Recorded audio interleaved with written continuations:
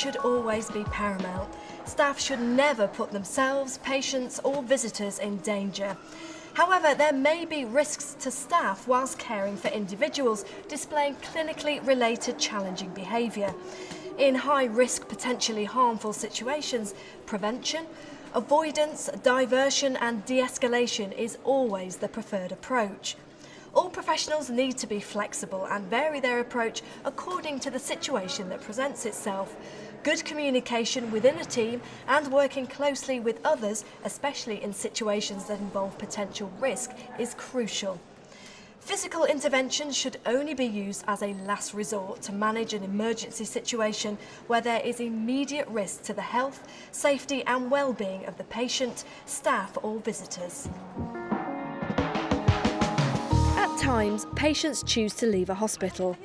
Joe has decided to leave, determined not to be stopped by any member of staff who is trying to intervene. What's worrying you? Are you the taxi? No, I'm one of the doctors looking after you. I've got to go. They've been after me. They've got knives. All of them got knives. They've been threatening me. Who's after you, Joe? They were all round the bed all night. They got guns in their hands, and they said if I didn't get out fast, they were going to shoot me. Who was going to shoot you, Joe? And there was that funny small one, the round one, with the skirt. Joe, do you think that this was all real? Remember, you're at the hospital, and you've been quite poorly with an infection. No. Do you remember that? No. Have they been round then? Has who been round? The ones with the fishing rods. No, there's no one been round with the fishing rod. Well, I ordered them. Remember, you're at the hospital. Well, what about it? Well, you had an infection and we've been trying to get you better. What kind of infection? You had a chest infection. I never had a chest infection. And I never had a chest infection. Who are you? I'm the doctor who's been looking after you. You're not from the police? No. Look, that's my badge. It says I'm a doctor. Oh. Do you want to come back and we'll get you a cup of tea and make you feel better? Right. Because you seem very frightened at the moment. Well, you come with me, Joe.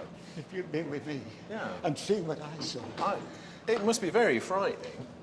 You come and tell me all about it over a cup of tea and a biscuit. I'd like some cornflakes. Oh, we can get you cornflakes then instead. Any intervention should always be used in conjunction with continuous de-escalation, focusing on skilled communication techniques and fostering good relationships and diversions to avoid situations from flaring up again. Staff awareness is absolutely crucial, and one has to use all one's guiles to identify what it is that's making the individual do what they're doing. The first thing is you've always got to be vigilant and expect the unexpected. And so that might be thinking about how you position yourself with someone whose behaviour might suddenly change and perhaps become violent. That might be being aware of their body language, looking for changes in body language.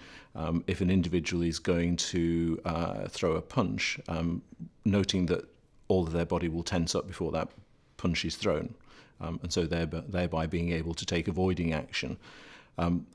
Thinking about what might be the triggers for such behaviour, so ensuring that you are calm, reassuring, and that you yourself are not invading their body space by getting as much background information as you can from talking to the patient, getting clues from what they tell you, from getting information from their relatives, maybe in the information that's sent by their referring general practitioner. There's various different things you can do when you're faced with a challenging behaviour situation. Obviously, if something's physical and there's a physical threat to staff or the patients, to themselves, then you have to deal with that immediately and in the safest way possible that you can. Communication is a very effective skill to have when dealing with challenging behaviour. It's about being able to communicate, whether that's verbally, non-verbal, with that patient who is experiencing distress or agitation, which might lead to physical aggression. It would be knowing the patient, knowing about what they like, what they don't like, distraction techniques, de-escalation techniques. Communication is very vital in de-escalating. One of the big difficulties is that staff really don't know what to do a lot of the time. We've found that staff aren't fundamentally disrespectful of patients. They're just very frustrated about how to deal with difficult situations. They have many competing priorities. and organisations are wanting to minimise the risks around many things, such as infection control and falls. And this is yet another thing on their plate.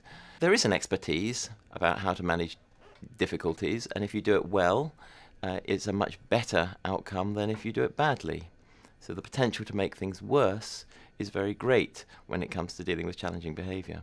People with many mental health problems respond to good relationships, friendly relationships, helpful relationships. Advice I'd give to someone dealing with challenging behaviour is the friendly approach, simple things, saying hello, what's your name, my name is Kaylee, and getting to know that person, because I think that really is key, and that breaks down barriers instantly. Getting to know someone is key in recognising triggers and stressors which could potentially lead to challenging behaviour.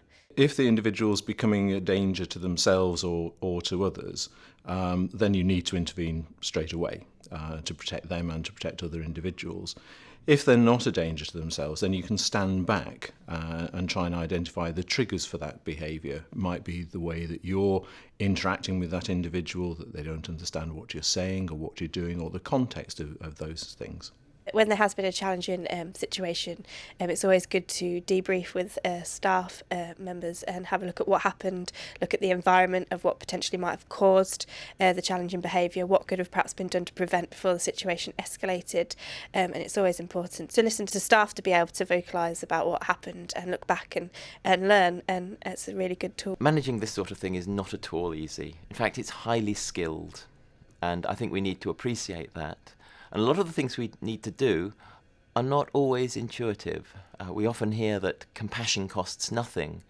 Actually, compassion is quite costly in terms of skills and in terms of the emotional impact on staff. And I think recognising how difficult some of these situations are for staff is a key part of the solution. On a positive note, there are the skills around to make life a lot better. So in mental health practice, people are well used to de-escalation and ways of distracting and keeping someone calm, even when there is a developing difficult situation.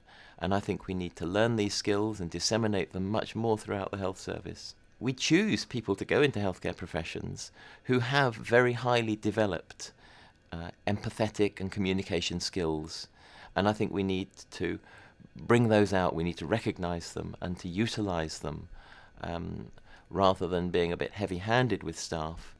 People have the skills, it's a matter of finding them and developing them and using them.